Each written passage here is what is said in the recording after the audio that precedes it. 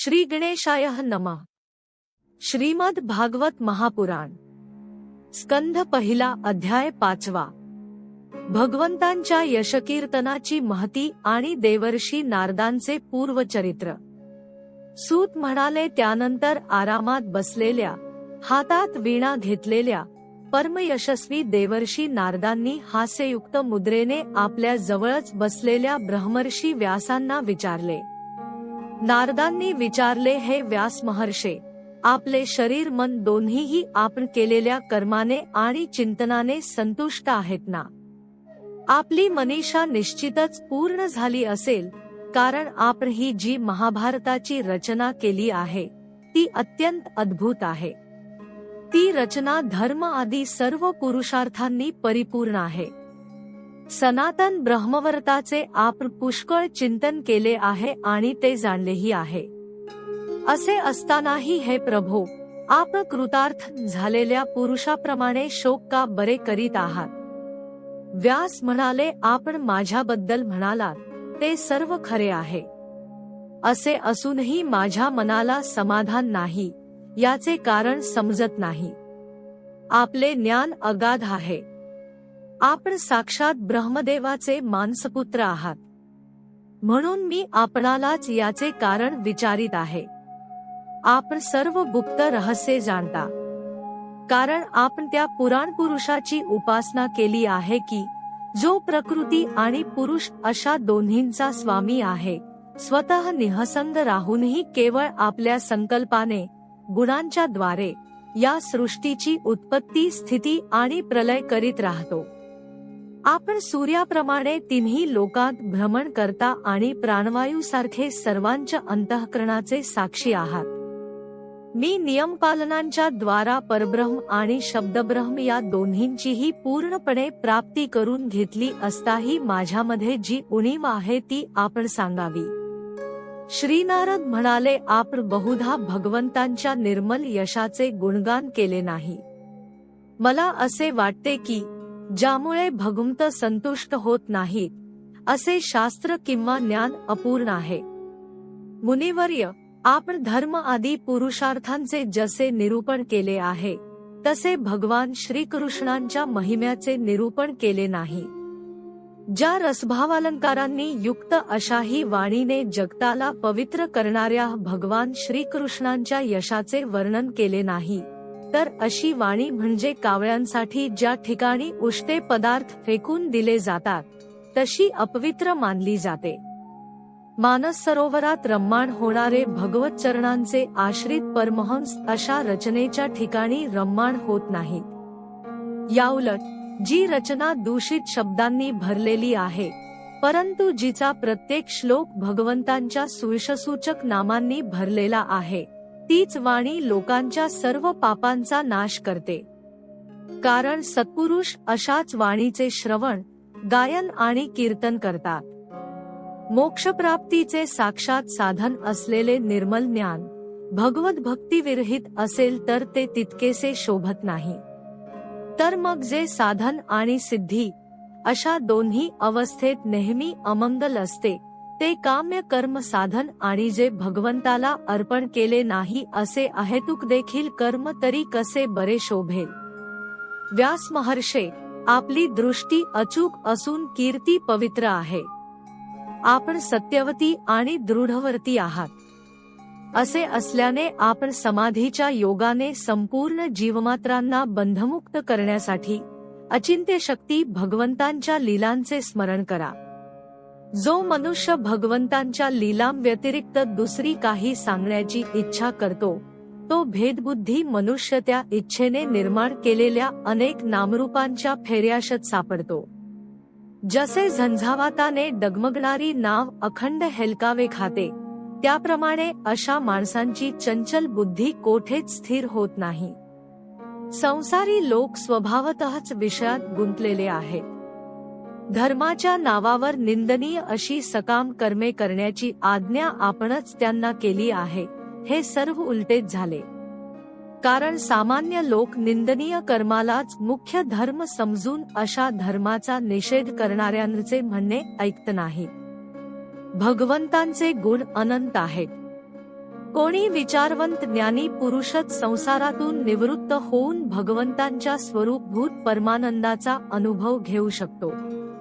म्हणून ज्यांचा परमार्थाकडे ओढा नाही आणि जे गुणांमुळे डळमळीत झाले आहेत, त्यांच्या कल्याणासाठीच आपण भगवंतांच्या लीलांचे वर्णन करावे. जो मनुष्य आपल्या धर्माचा त्याग करून भगवत चरणांची सेवा करतो, परंतु सिद्धी प्राप्त होण्यापूर्वीच जर त्याचे भजन पूजन सुटले तर त्याचे काही अमंगल होते का?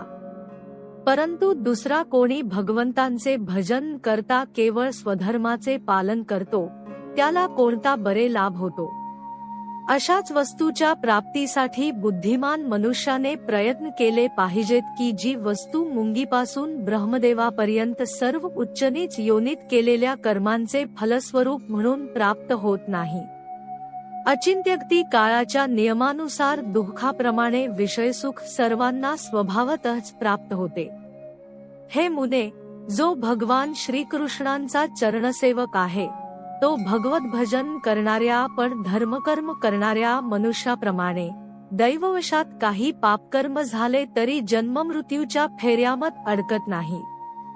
तो सेवक भगवत चरणाच्या आलिंगनाचे स्मरण झाल्यावर त्यापासून परावृत्त होऊ इच्छित नाही, कारण त्याला भगवद्रसाची गोडी लागलेली असते. ज्यांच्यापासून या जगताची उत्पत्ती, स्थिती आणि लय होतो, ते भगवंतच या विश्वाच्या रूपाने आहेत. ही गोष्ट आपण जाणत आहातच, तरी सुद्धा मी आपल्याला या गोष्टीची आठवण करून दिली आहे. आपली दृष्टी अचूक आहे. आपण हे समजून घ्या की आपण पुरुषोत्तम भगवंतांचे कलावतार आहात. आपण अजन्मा असूनही जगताच्या कल्याणासाठी जन्म घेतला आहे. म्हणून आपणच विशेष करून भगवंतांच्या लीलांचे वर्णन करावे.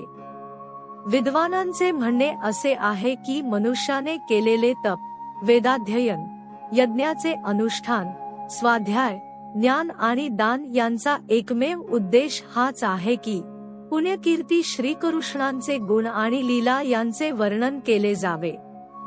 हे मुने, मागील कल्पातील माझ्या पूर्वजन्मी मी एका वेदसंपन्न ब्राह्मणांच्या दासीचा मुलगा होतो. एका पावसाळ्यात काही योगीजन तेथे चातुर्मास व्यतीत करीत होते. लहानपणीच मला त्यांची सेवा करण्यास सांगितले. मी जरी लहान होतो तरी पण कोणत्याही प्रकारच्या खोड्या करीत नसे. इंद्रिये माझ्या अधीन होती. खेळण्याबागडण्यापासून मी दूर होतो आणि त्यांच्या आज्ञेनुसार त्यांची सेवा करीत असे.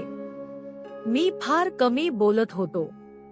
माझे हे चांगले वर्तन पाहून समदर्शी असूनही त्या योग्यांनी माझ्यावर अनुग्रह केला. त्यांची परवानगी घेऊन त्यांच्या पात्रातील उरलेले अन्न मी दिवसातून एक वेळ खात असे. त्यामुळे माझी सर्व पापे नाहीशी झाली. अशा प्रकारे त्यांची सेवा करता करता माझे हृदय शुद्ध झाले आणि ते लोक जे भजन पूजन करीत असत त्यात मला गोडी वाटू लागली. त्या सत्संगात लीलागानपरायण महात्म्यांचा अनुग्रह झाल्याने मी दररोज श्रीकृष्णांच्या मनोहर कथा ऐकू लागलो. श्रद्धापूर्वक एक एक कथा ऐकत गेल्याने प्रियकीर्ती भगवंताविषयी मला प्रेम वाटू लागले. हे महामुनी, जसजशी मला भगवंतांच्या विषयी ओढ वाटू लागली तसतशी त्यांचे ठिकाणी माझी बुद्धी स्थिर झाली. या स्थिर बुद्धीमुळे या संपूर्ण कार्यकारणरूप जगातला असूनही मी माझ्या परब्रह्मास्वरूप आत्म्यामध्ये ही माया आहे अशी कल्पना करू लागलो. अशा प्रकारे वर्षा आणि शरद या 2 ऋतुकालात ते महात्मे दिवसातून 3 वेळी श्रीहरींच्या मंगलमय यशाचे संकीर्तन करीत असता आणि मी ते प्रेमभराने ऐकत असे. त्यामुळे चित्तातील रजोगुण आणि तमोगुण नाहीशी करणारी भक्ती माझ्या हृदयात उद्य पावू लागली. मी प्रेमळ आणि विनम्र होतो. त्यांच्या सेवेने माझे पाप नाहीसे झाले. माझ्या हृदयात श्रद्धा होती. मी इंद्रियांचा संयम केला होता. तसेच मी त्यांचा आज्ञाधारक होतो. ज्या गुह्यतम ज्ञानाचा उपदेश स्वतः भगवंतांनी आपल्या मुखाने केला होता, ते ज्ञान त्या दीनवत्सल महात्म्यांनी कृपाळू होऊन तेथून जातेवेळी मला दिले. त्या उपदेशामुळेच या जगताचे निर्माते भगवान श्रीकृष्ण यांच्या मायेच्या त्या प्रभावाला मी जाणू शकलो, जे जाणल्याने भगवंतांच्या परमपदाची प्राप्ती होते. हे ब्राह्मण, पुरुषोत्तम भगवान श्रीकृष्णांनाच सर्व कर्मे समर्पित करणे हेच संसारातील त्रिविध तापांवर एकमात्र औषध आहे, हे मी आपणास सांगितले. प्राण्यांना ज्या पदार्थाच्या सेवनामुळे एखादा रोग होतो, त्याच पदार्थाची चिकित्सा करून त्याचा प्रयोग केल्यावर तो रोग नाहीसा होणार नाही काय? याप्रमाणे जरी मनुष्याची सर्व कर्मे त्याला जन्ममृत्यूरूप संसार चक्रात अडकवितात, तरी सुद्धा जर ती कर्मे भगवंतांना समर्पण केली तर त्याचे कर्मपंच कर्मबंधन नष्ट होते.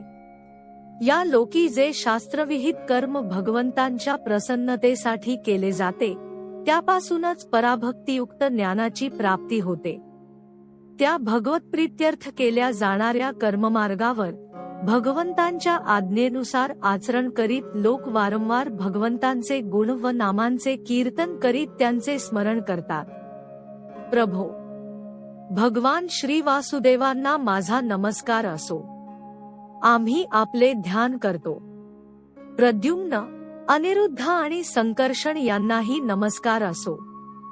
या प्रकारे जो पुरुष भगवंतांच्या मूर्तींच्या नामद्वारा मंत्राखेरीज वेगळी मूर्ती नसलेल्या मंत्रमूर्ती भगवान यज्ञपुरुषाचे पूजन करतो, त्याचेच ज्ञान पूर्ण आणि यथार्थ आहे. ब्रह्मर्षी, मी जेव्हा भगवंतांच्या आज्ञेचे याप्रकारे पालन केले, तेव्हा हे जाणून भगवान श्रीकृष्णांनी मला आत्मज्ञान, ऐश्वर्य आणि आपली भक्ती प्रदान केली. आपण पूर्ण ज्ञानी आहात. आपण भगवंतांच्या कीर्तीचे वर्णन करा. त्यामुळे मोठमोठ्या ज्ञानी लोकांची जिज्ञासाही पूर्ण होईल. जे लोक संसार दुःखामुळे वारंवार व्यथित होत आहे, त्यांच्या दुःखाची निवृत्तीही यामुळे होऊ शकते. दुसरा कोणताही उपाय नाही. अध्याय 5 समाप्त.